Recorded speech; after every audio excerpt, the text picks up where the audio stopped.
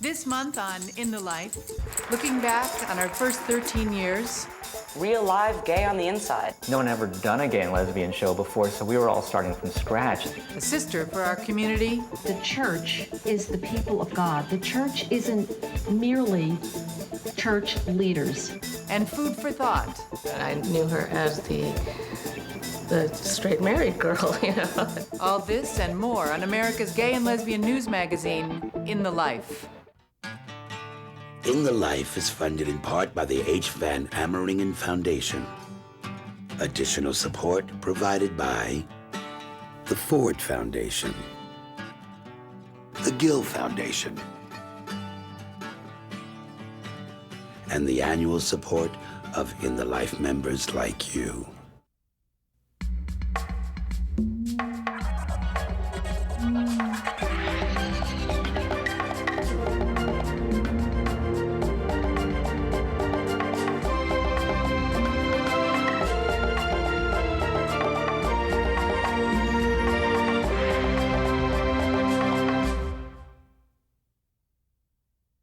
Welcome to In the Life. I'm Kate Clinton.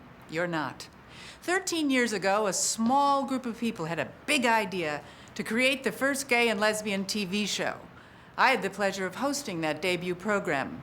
Teleprompters had not been invented by then. I made up a great deal of the material. I had bigger hair, larger shoulder pads. It was a different time. But tonight, I'm excited to be here again as a blonde. But before we move forward, let's look back at the people and places that made us In the Life. When I heard about homosexuals, for example, in the news, it was probably because of a sting operation in a park men's room. So everything that had to deal with sexual orientation in my mind when I was a young adult was either very negative, criminal, or a stereotype that was laughed at. I myself couldn't imagine seeing gay images, especially real gay people, you know, real live gay on the inside, you know, that we weren't just fictional characters. The general atmosphere during the Reagan and Bush era was one of absolute disregard of the gay community, criminal disregard in regards to AIDS. People were dying and they didn't care. So what makes you think that you're ever going to have a show on TV about these people?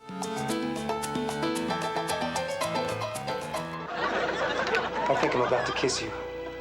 I think I'm about to be kissed. Gay sex is so hot. There was no Will and Grace, there was no Ellen show, there was no Queer as Folk, there was no the L word. Come on, help me out here. You know I mean it.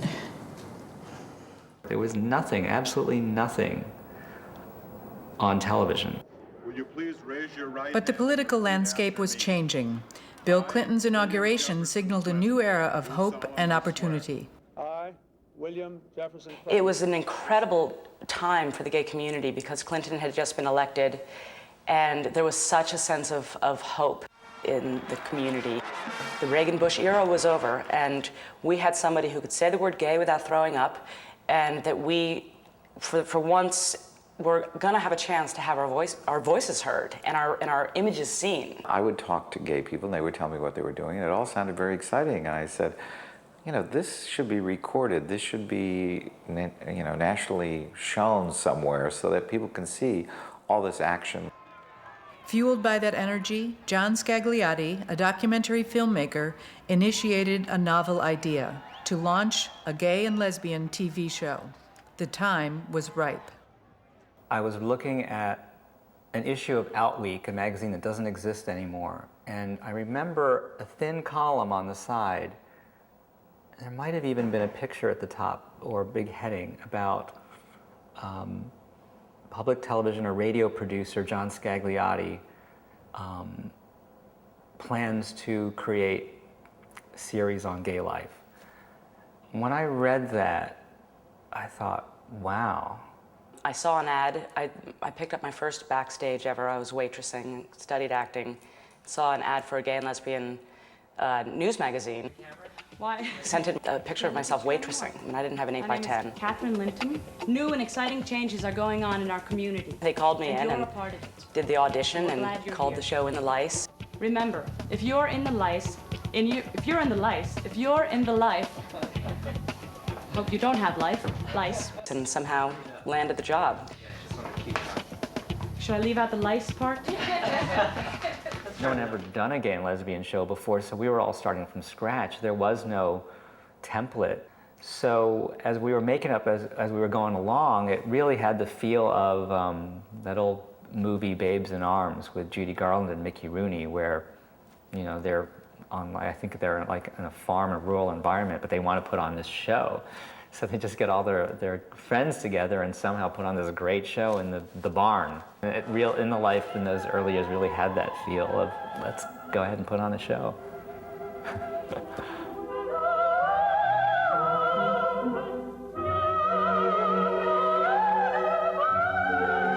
You trade away my offspring, but my culture still survive. You steal our land and rob our natural resource. With genocide and damnation, you discard us with no cause. No. Don't be scared. We've got dreams and we're still young. Just think about how far we've come. John's idea was to combine the talk show host format, like say an Oprah or a Phil Donahue, with the old 1960s series, The Ed Sullivan Show, which was a performance-based show.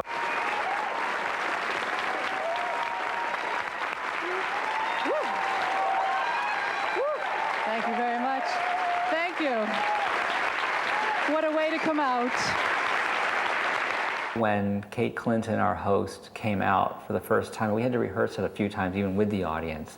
The applause that she got, it was as if, you know, we landed on the moon for the first time. It was amazing, amazing.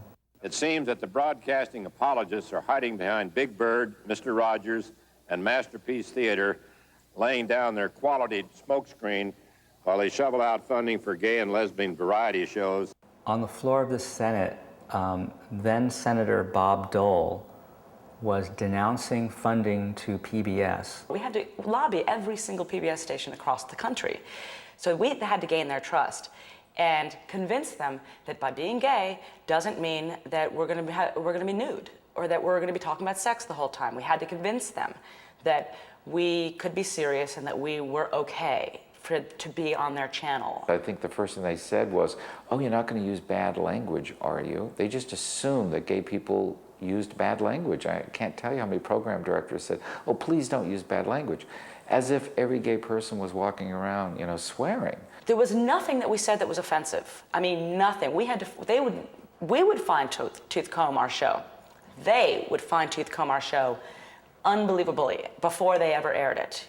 And every month we had to lobby and make sure that they were still putting us on. Behind the scenes, it was a bare-bones operation. One of our staff members' desks was made out of apple crates stacked on top of each other. You had to edit at 3 in the morning in someone's broken down studio that was freezing. I love cats, but they had the mattiest, nastiest cat in this studio that would just walk through the studio and, you know, mid-last sentence of a take, and it was like, I'm gonna kill that cat. After the first year, a television producer from the nightly news on NBC came and said, gee, I'd love to produce something for you. And I said, oh, this is great, fantastic. And then he said, what would be my budget? And I told him what the budget was. It's something like $1,000 a piece. He says, we spend more than that in an hour on messengers. Getting on TV was only half the battle. The other half was convincing people that the gay and lesbian community had the right to be there. I had to personally call every PBS director, and if we weren't on, ask them why. And of course, their usual response was, we don't have gay people here. And, you know, it was a constant battle. We went from 6 stations to 100 stations to, I mean, it was phone call after phone call. They did not want to have to air us. And we just had to keep reminding them, it's your mandate to represent all communities. And then they did this Pride special with Leah Delaria hosting. I am Leah Delaria, and I'm a big dyke! Leah shows up in a pink taffeta dress, you know, talking about herself as a drag queen in this convertible car and calling herself a dyke. And at one point in the special, she's straddling a cannon, which is hysterical now. But at that time, most of the complaints came from gay people. They were freaked out. This was gays gone wild. This was wrong. This was so terrifying to people because it was like, how can you show this woman yelling, I'm a dyke? You know, my parents could watch this. There was a tremendous amount of self-censorship because nothing else was on. So when you have no room in the culture and you have no images of yourself, people were really protective over what that image was that eked out on this one little show, you know, the only thing out there at the time. And to put someone kind of, quote, controversial on within the community, I think might have raised a few hairs on a few backs of a few necks. And we did. You know, the board members, people really responded and decided to go 180 degrees in the opposite direction. And then next you have, you know, Ken and drag queen Barbie, me, which was, you know, Greg Watt and myself suddenly behind, you know, a desk. I had more makeup on and jewelry than I'd ever worn in my life. We're here to bring you the personalities, performances, issues, and events that put the gay community on the front page of your local newspaper. That's when the life started moving towards the news magazine format that we have now. And that allowed us really to get out of the studio situation, as well as travel around the country and tell even more stories, not just in New York, but around the country and eventually all over the globe, really. You might expect it to be even more difficult to be an openly gay politician running for mayor in a city that's less gay-friendly than San Francisco. What was really surprising to me is how many gay people didn't know what other gay people were doing. There was really a lack of information. Gay and lesbians in the urban centers had no idea what people were doing in Ohio. Where the car is king. So we wanted the program immediately not to feel like it was a New York-centric program or a city-centric. So we wanted to get out on the street. Montana still has a law in the books that declares any same-sex sexual contact illegal. Helena, Montana was having their first gay pride parade ever. And I flew to Helena, Montana to cover this pride parade for our June Pride special. And first thing that happens is that I see a bunch of yahoos with their signs, you know, steers, not queers. So I said, let's go over to these guys. Say that again? So you're out here because it's God's law? That's right. What are you? I suppose you're Leslie, huh? Are you? Can you truly say? I'm straight. Uh-huh. That's what God put us on here. You're a woman, I'm a man. Uh-huh. That's why we're here, is two. Right. So what gives you, and what do you think is right about being a lesbian or being a gay? That's my question to you. Uh-huh. And one of the guys, you know, brilliant little cowboy that he was, figures out that I'm a lesbian and starts attacking me. What's going on right now? Nobody sticks up for our kids. And I was like, cut, done with this interview.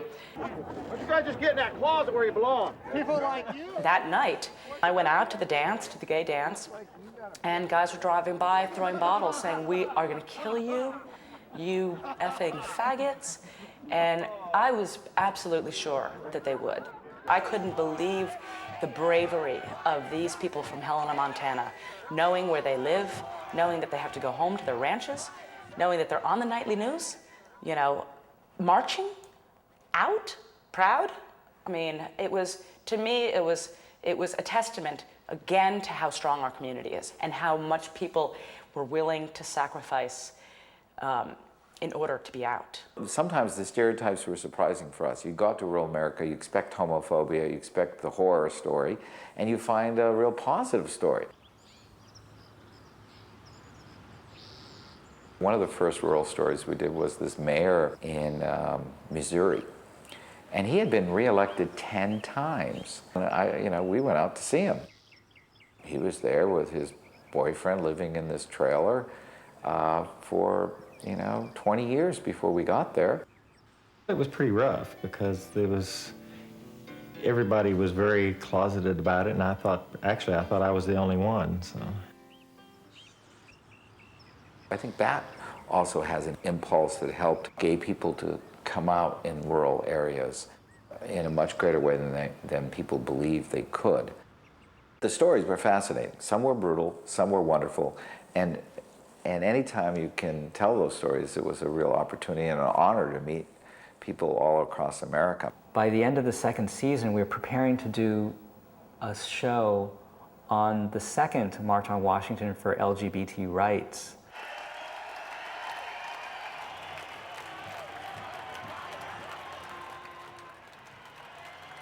That was incredible.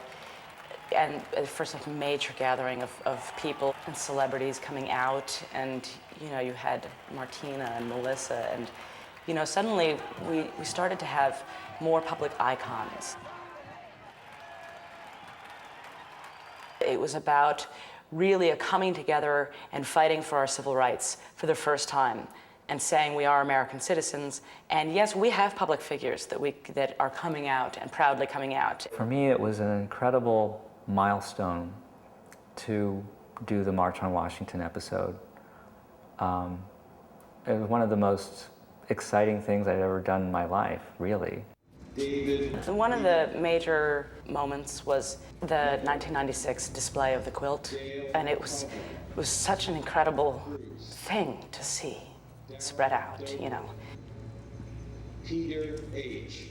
The March on Washington years before, the entire mall was filled with bodies, it was filled with people, fighting, cheering.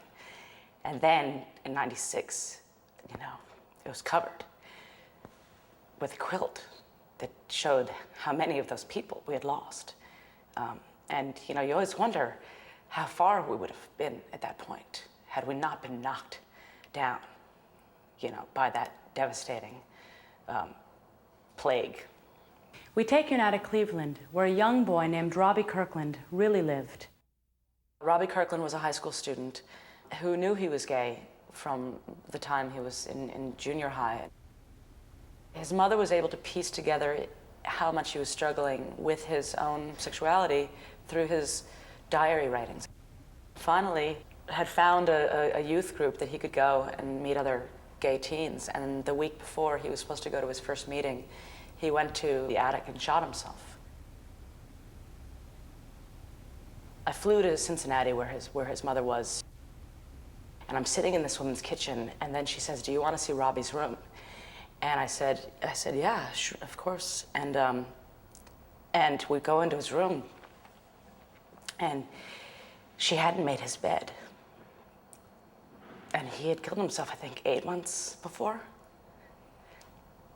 And she couldn't make his bed, He was right at the edge of getting help, but it was too late. We kept getting letter after letter, week after week, not just from kids, sometimes from parents too, family members, thank God you're around. Now I can understand my gay son or daughter better. I had no idea that these are things that my kid is going through. There were so many different people who would come up and generally whisper, or in a very low voice, say, "Thank you for what you're doing." We had the opportunity to at least give a piece of who we are, on television. Then how could you not want to do that? How could you not want to wake up every day and do that? Still to come on In the Life, a sister for us all. Well, I decided to do the film because it would give much more exposure to the work that I'm doing for lesbian and gay people. A chef's story. I love shopping for food. I love looking at food. I love eating food. And a place to come out. Regarding my parents, I really regret not telling them that I was gay. This is a story about Anita Lo, a not-so-typical celebrity chef who has built her entire life around food. 5 years ago, she and her partner opened up Anisa, an upscale restaurant in New York City's Greenwich Village. Let's go backstage to see their shared vision take shape.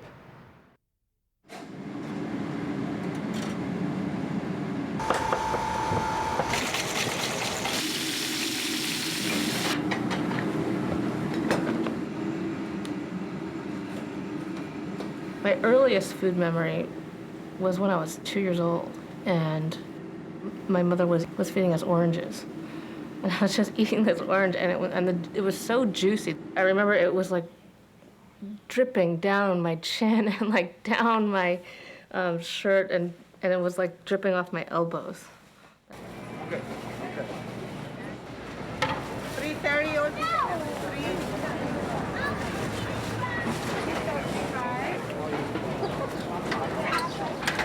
How are ya? How are you? How you doing? I'm okay. You got my fabulous mustard today? I love shopping for food. I love looking at food. I love eating food. I like the physical sensation of chopping things. I love the smells. It's very sensual.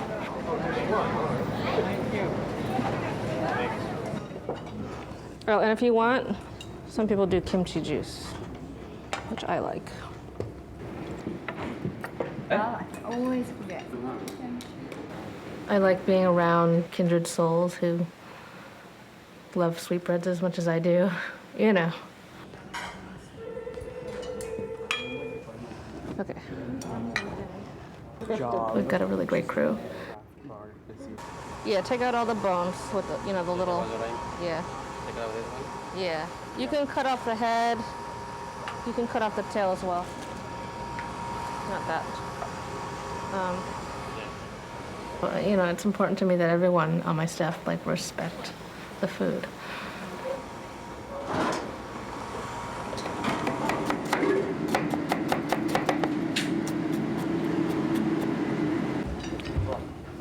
It's just a beef broth.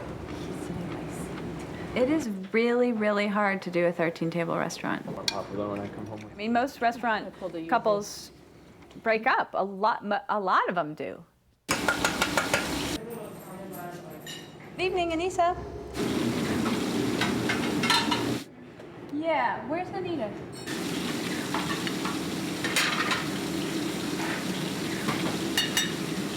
Am rebooking table 2 at 8:30. There's a clear delineation of front of the house and the back of the house. I need 4 of them for Sunday. And I'm in charge of the front of the house and she's in the back. She's great at what she does. She's using her palate. Orders or something like that. Oh, it's so good. She's clearly the more social of the two. Yeah, and I think she's really good at putting people at ease. I was a cook as well. So at one point we thought, oh, well, we'll cook together. And then if you think about it, we would kill each other.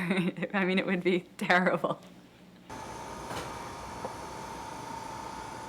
I grew up in a really multicultural family.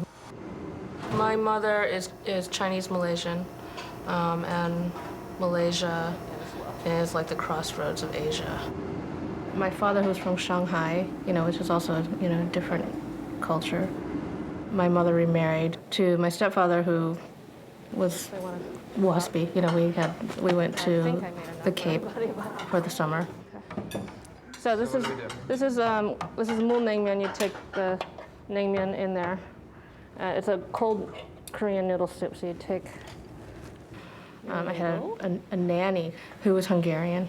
My nanny would teach us how to forage. We would pick dandelion greens, and she would teach us that we could eat them, and we'd have them in salads, and we would pick wild blackberries and mix them into the yogurt that she would make for us.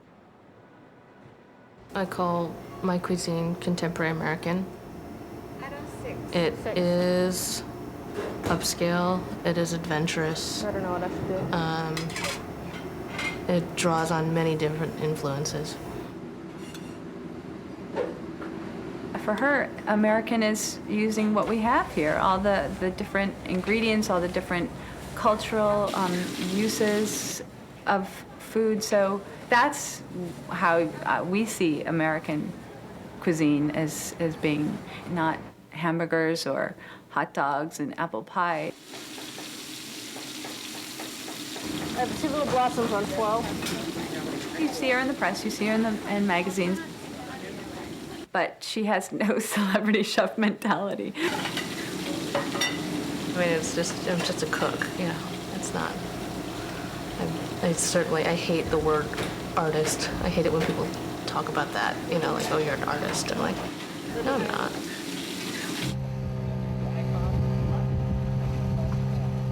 I met Jen at Cannes restaurant. It was my first chef job. 8 horsepower motor. There was me and Jen and 2 other cooks. They were both from Malaysia and they barely spoke English. It was just basically me and Jen. We had a great time. Did you go deep? How deep did you go? I had a bit of a crush on her, but, you know, I'm from the Midwest and gay is not okay. And you know, do I look gay? You know, it's sort of like that mentality, like, you know, why would you make your life harder? Several years later, I got married. Anita came to my wedding with her girlfriend. I knew her as the straight married girl, you know, the cute straight married girl. She was probably the first person that I came out to. I think I flipped her out. She was definitely shocked. She said, "Well, I had a bad crush on you at Cannes." You know, and that's probably when you were like, yeah, that's where I was like falling off the couch. Yeah.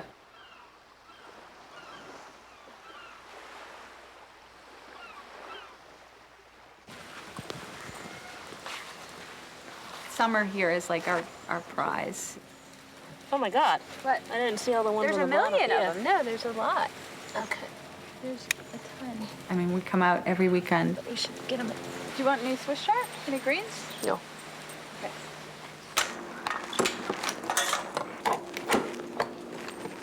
Do you want that stuff? I could, yeah, or I could use a liquid from your shucking. I don't care. People that really love her food love the inventiveness. They love the combinations that you wouldn't normally see, but once you have it on a plate, it makes such sense to you. Do you want me to try and strain this out? Yeah, I think more than most chefs, she's really heady about coming up with recipes. I'm not as strong as I used to be. I'm not trying to recreate the wheel, you know? We have a reservation for 6:30. It's just food at the end of the day. It's, you know, it's a meal. People are coming out for dinner.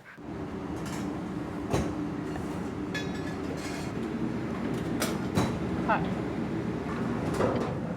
It has to be a passion to do this if you're going to do it well. Out of 6. 6. Hi. My sister Anna. Hi. I hear you come here often. Okay. Very good. You know, the greeting in Chinese is like is not hello, it's have you eaten yet? You know, it's all about the food. Sometimes radicals appear in the most unlikely places. Defying a Vatican order to silence herself, a gutsy Catholic nun has spoken out against the Church's view of homosexuality for over 30 years. Tonight's Reel to Reel follows this woman's quest in filmmaker Barbara Rick's documentary, In Good Conscience. Since I was about that high, as they say, knee-high to a grasshopper, I thought that God was calling me to religious life. So after high school, I entered the School Sisters of Notre Dame and was a good little nun for many, many years, until I met a gay man, and that friendship really changed the direction of my life. I just feel that Dominic, who got me into this ministry in 1971, when he said, you know, what's the Catholic Church doing for my gay brothers and sisters? And I said, I don't know. He said, well, sister, you know, you better do something, you know. I think there's a spirituality there that I can bring that a straight person cannot. But yes, my church has abandoned me. Why should I spend time going to a church that doesn't like me, that doesn't want me for who I am? I've been offended by actions of members of the Roman Catholic Church that I've grown up in. My job is to try to help people like you reclaim your church and to try to help the church institution to welcome back its lesbian and gay members. This has been a project that first came to me in 2000. It was the spring of 2000, and I read an article about this nun who was very gently and very radically defying a Vatican order, that she silence herself about her ministry to gay and lesbian Catholics. A nun visiting Rock Island could get expelled from her religious community for speaking her mind, but that's not stopping her. What is the place of silencing in the social teaching of our church? There are many things in Scripture that had meaning. She felt she was called to be a bridge between gay and lesbian Catholics and church hierarchy. So let's not censor ourselves from things in the church that we have a right to. So she started New Ways Ministry many years ago, and this was a way to kind of introduce gay and lesbian Catholics to the good parts of Catholicism that kind of embraces them, and also to introduce Catholic hierarchy to the good men and women who are living really spiritual lives, who happen to have a different sexual orientation. If the Eucharist was meant for people who are pure and holy, God, who would go there? I mean, which one of us is worthy to receive Christ? No, none of us. The Vatican became increasingly unhappy with her tone, and they felt she was not emphasizing the sinfulness of homosexuality enough, so they went after her to shut her down. That's the offices for the Congregation for the Doctrine of the Faith. That building has been the home of the bureaucratic department of the Vatican that has silenced a number of people over the centuries. And from that office came the piece of paper, the notification in 1999 that said that I should no longer be in pastoral ministry with lesbian or gay people. She actually pointed out the Office of the Inquisition. This is the same office that had ordered the excommunication of all these amazing people who were later embraced as visionaries. This is the same office that had tried to silence Sister Janine. I would be acceptable to the Vatican if I were quiet, if I were silent. But that's not right. We should not be treating others as second-class citizens. Lesbian and gay people have a rightful place in the church just like everyone else. When you have the Vatican representing the church go so far as to say you can't speak, how do you stay Catholic? How do you keep your faith through that? You stay Catholic because we realize that the church is the people of God. The church isn't merely church leaders. She has a great respect and a great love for the church. And that's what I think makes the film most effective, is that it's not a hate document.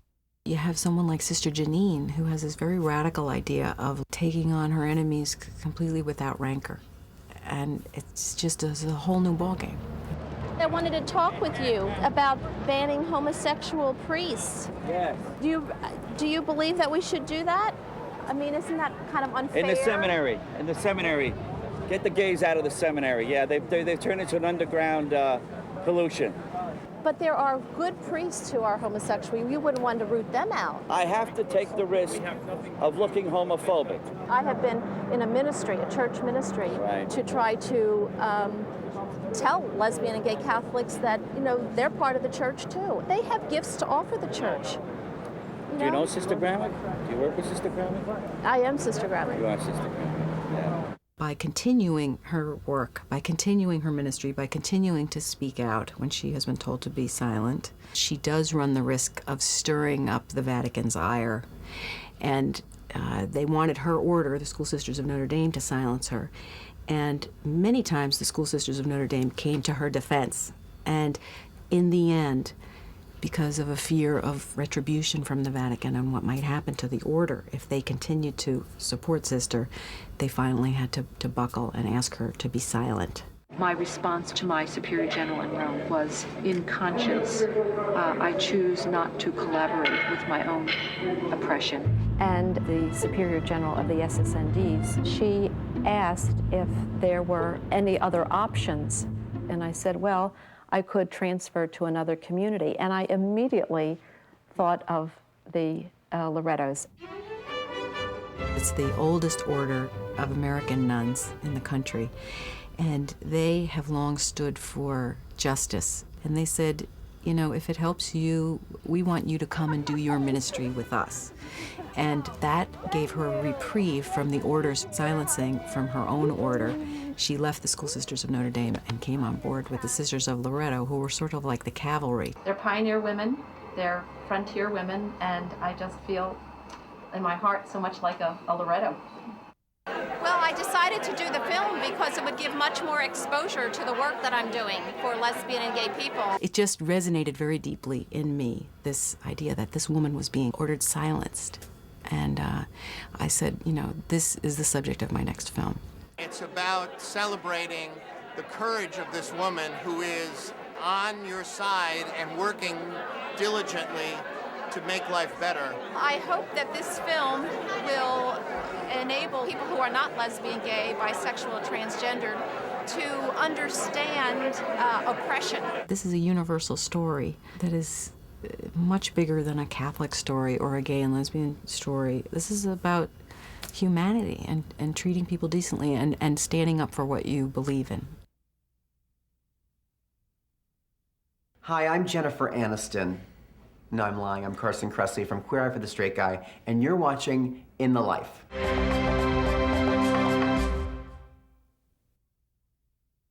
For more than 40 years, the work of Broadway's Jerry Herman has defined the great American musical. In fact, he's the only composer-lyricist in Broadway history to have had 3 of his musicals, Hello, Dolly, Mame, and La Cage aux Folles, run for more than 1,500 performances each. In a rare interview, Jerry, who was literally born on Broadway, talks about his incredible life in the theater.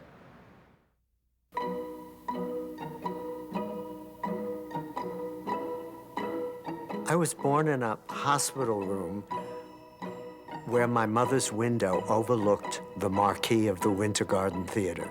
And of course, she had no idea that 34 years later, her son's musical Mame would be emblazoned on that marquee. It is probably a cliche to have a gay son who thinks his mother is the most glamorous, wonderful thing in the world, but my mother, Ruth, was all of those things. She was a piano player and singer.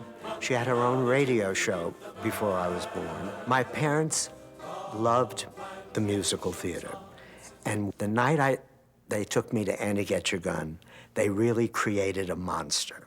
It really was a turning point. From that moment on, I knew that if there was one dream that I had, it was to write songs like Irving Berlin wrote, and to give the gift of music to other people the way he had given it to me.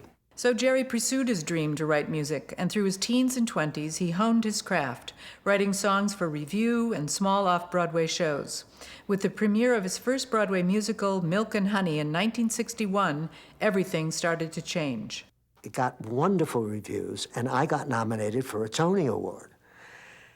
And I was really swept away. Following the success of Milk and Honey, Jerry was asked by Broadway impresario David Merrick and director Gower Champion to work on a new musical based on Thornton Wilder's play, The Matchmaker.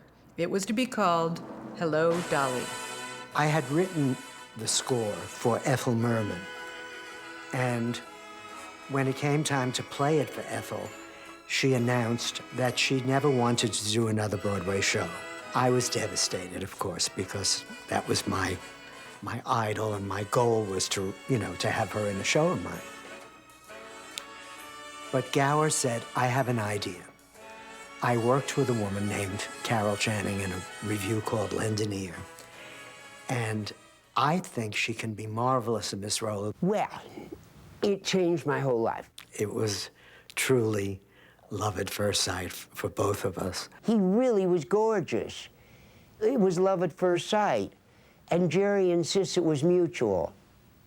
Now, I mean, really. Here I had a score that was written for Ethel Merman, and so all of Ethel's, what we call money notes, those high Cs, were way out of Carol's range. And to break the ice, I said, Carol, I've always wanted to hear these songs way down in the register that the men sing in. He said, I want Mother Earth. That's what I want. And he said, that's the way I conceived it, and that's the way I always wanted it. He lied in his teeth. No composer wants his song sung down there. And we did it anyway, and I relaxed completely and I just said, hello, Harry. Well, hello, Louis.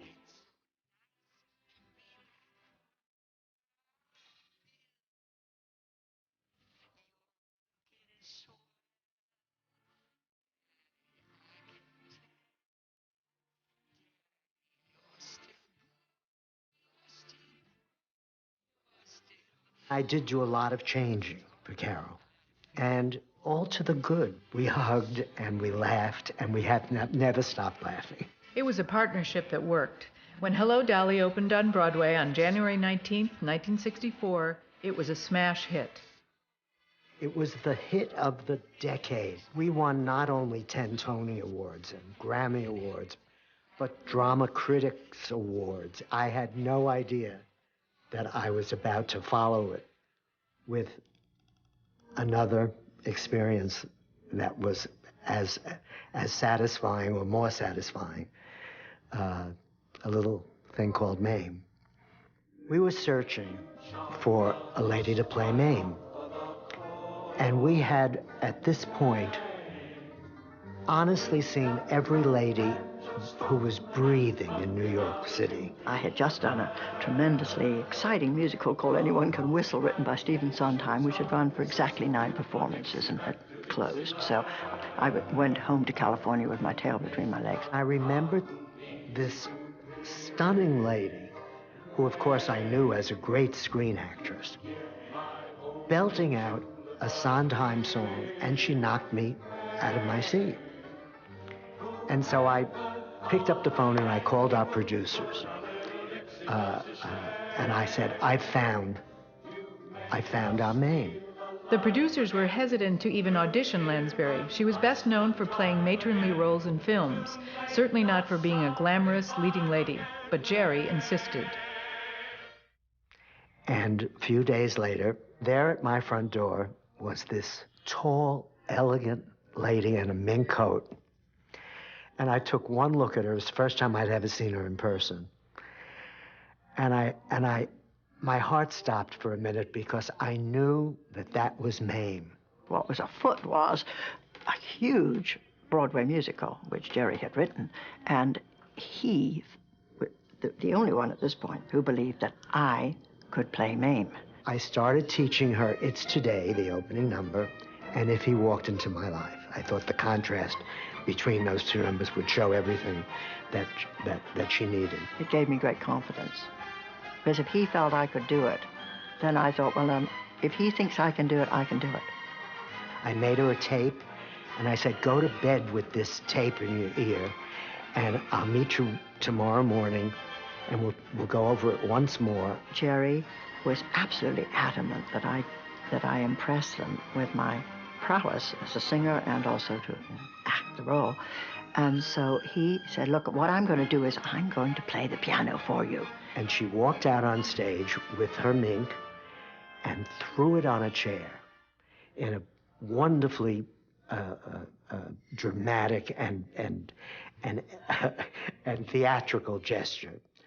And she heard this arpeggio, and she went, light the candles. Get the ice out, roll the rug up, it's today. The most exciting thing in the world. And Jerry was overjoyed. I mean, never knew anybody who was more supportive of an actress at that moment than Jerry. It was a lovely thing to see a great actress emerge as a great musical star.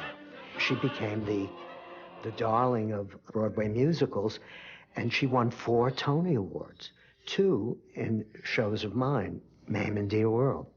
Jerry's next 3 shows, Dear World, Mac and Mabel, and the Grand Tour, were not considered successful. The decade of the 70s was difficult, but everything changed one day when Jerry went to the movies. I went to see a film called La Cage aux Folles at a little art theater with my friend Chuck. And I walked out of that theater into the daylight, and I said, this is going to be my next musical.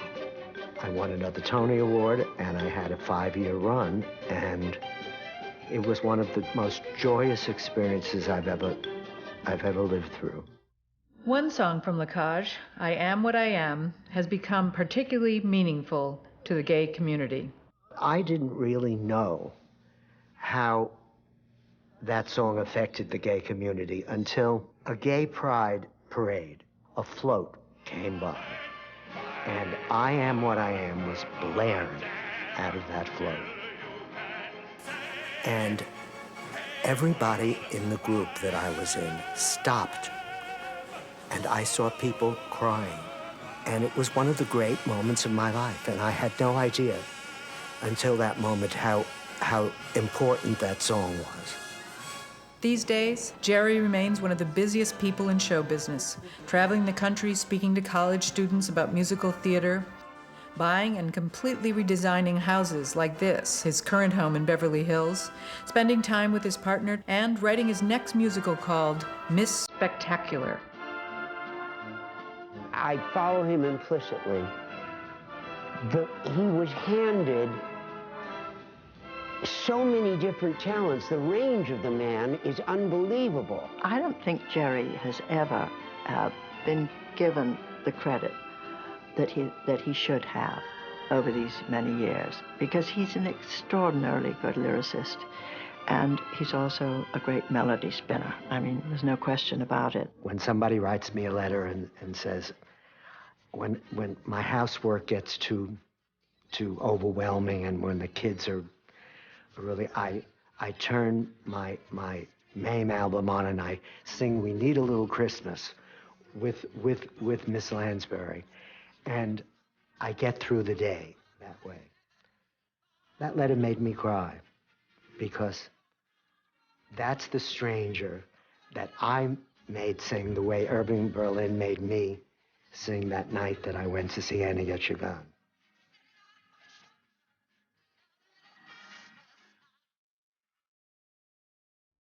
Throughout this next season, we will highlight touchstone experiences that collectively bring us together. Almost everyone has at least one coming out story that they will never forget. I had a lot of brothers and sisters, and I had to come out to every single one of them. You know, that's why God invented voicemail. That's the difference in 13 years. Tonight, In the Life is going to feature personal memories of this pivotal moment. I was 19 years old. My mom was sitting in the kitchen, and she said to me, you know, it's so strange. I just recently found out that Jeff down the street is gay. And last year we found out that John so-and-so and his brother Pat were also gay. And she said, I don't know what's going on. I mean, this is on one street in suburban America. You know, is it something going on in the neighborhood, or is there something in the water? And I just started to laugh. I just started to crack up. And she said, why are you laughing? And I said, Mom, I'm gay too. And I just felt so, I mean, it was so unplanned and so spontaneous. And, you know, I felt terrible doing it that way, but I just couldn't let the opportunity go by just to tell her that, you know, hey, you know, it's an epidemic on our street. And she just kind of dropped her peeler or knife or paring knife and kind of put her face in her hands. And she didn't start getting hysterical, but she teared up a little bit. And I went over and hugged her immediately and just said, Mom, it's okay, it's okay. You know, I'm just me, I'm just me. And then I think we heard my father coming. And she quickly said, okay, you know, we're not going to tell your father about this right now.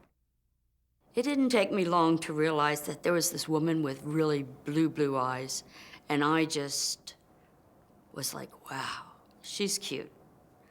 And she asked me to dance, and I did. And we're going back in the car, and I said, so does this mean that you're queer? And Dusty says, well, yes.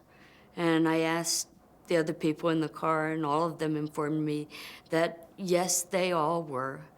And when I got back to the barracks, I got my best friend up, Kahuna Hana, who's from Hawaii. And we were very, very close friends. I knew about her sex life because I drove her to a motel with her boyfriend. And I woke her up, and we went up to the kitchen because that was one of the safe places to talk. It wasn't always safe to talk in the barracks. And in the kitchen, you could make enough noise for it to be safe.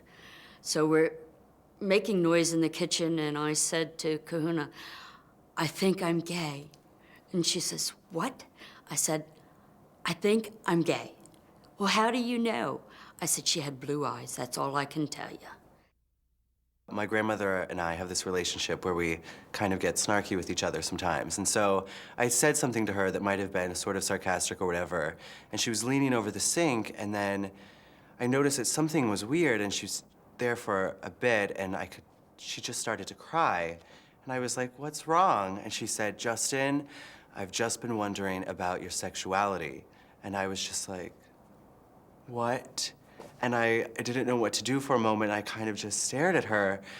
And I was feeling like, first of all, I felt kind of trapped, like, oh, wow, I'm going to have to say something here. And then the other thing was just to sort of completely back away from it, which is what I did. And I was like, what do you mean? And she said, well, it's just something that I've been wondering about. And I was like, well, I don't understand why you're asking me these questions. And so then I left the kitchen, and I remember the next thing that I said to her after that was that the computer was fixed. I had just started to think about being a lesbian. It was just like an inkling in the back of my brain. And I was at the front porch, and we keep our actually piano table desk in front of the porch to protect from any outsiders, which is kind of ironic. And Time magazine was there, and Ellen DeGeneres was on the cover of Time magazine because she had just come out on her show. And I said to my mom, and I don't really believe that I just said it like this, but I was like, Mom, I'm gay. And she looked at the cover of Time and she said, you've been watching too much of this. Regarding my parents, I really regret not telling them that I was gay. The rationalization I used for myself was that they couldn't handle it, or they don't want to know. Probably that they don't want to know was more correct, and I think they could have handled it, really. And then my father died. I was a grown man, of course, by this time, and there was this disappointment that he really didn't know me. And we had stopped talking about personal issues, about your personal life. I called my dad, and I said, Bonnie and I want to move in together, and we're buying a house together. And he said, oh, what are you buying a house with another girl for? You'll never get married if you do that. And Bonnie was across the room saying to me in sort of sign language, tell him, tell him. And she finally looked at me like she was going to walk out if I didn't tell him. And I said, well, Dad, I want to buy a house with another woman because he says, oh, it's the wrong thing to do. I said, well, Dad, let me tell you, it's because we want to live together for the rest of our lives. Do you understand what I'm talking about? And he said, I think so. I said, well, how do you feel about that? And there was a long pause, and he said, well, it is 1982. And then I heard him say to his wife, my stepmother, Joan, get me a drink. I'm Kate Clinton. This place is great. So, from all of us at In the Life, thanks for watching, and we'll see you next month, or I'll come to your house.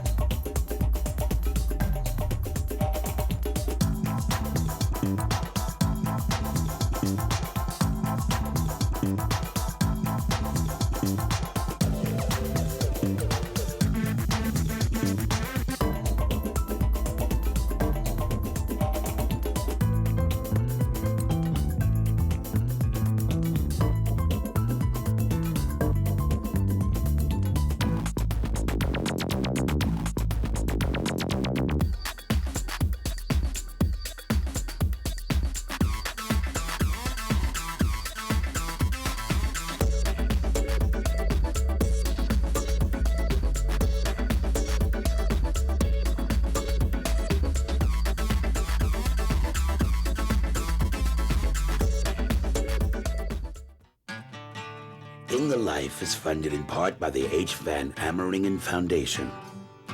Additional support provided by the Ford Foundation, the Gill Foundation, and the annual support of In the Life members like you.